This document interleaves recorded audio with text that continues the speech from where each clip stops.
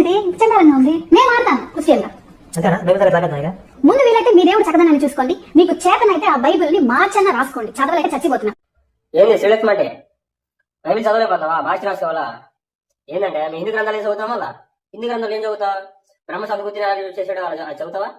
లేదంటే బృహస్పతి తన వదిలిని గర్భంతో ఉండగానే రేపు చేసేస్తాడు కదా, అలాంటి చదువుతావా శ్రీలక్ష్మి అంటే?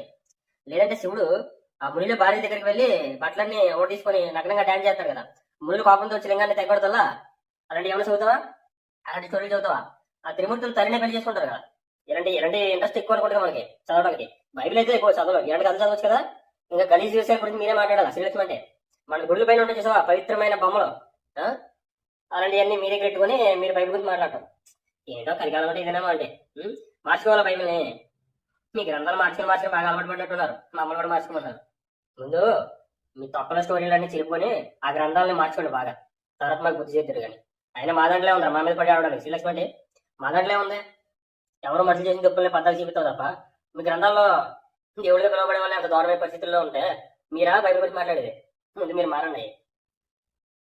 అవునులే అన్న, ఆవిడికి బైబిల్లో ఉన్న నీతి మాటలు ఏం నచ్చుతాయి? అలాంటివే నచ్చుతాయి. వాళ్ళ గ్రంథాల్లో ఉన్న అపవిత్రతలు, పాపము, వ్యభిచారం అవే నచ్చుతాయి. ఎంతైనా అదే కేటగిరీ కదా ఆవిడ గారు. ఆమెని ఆడపిల్ల అని అనాలన్నా కూడా ఆడజాతికి అవమానం అన్నారు. నీతి న్యాయములు చెప్పేవి నచ్చవు, అలాంటి బూతులు అయితే నచ్చుతాయన్న. మీరు కరెక్ట్గా చెప్పారు.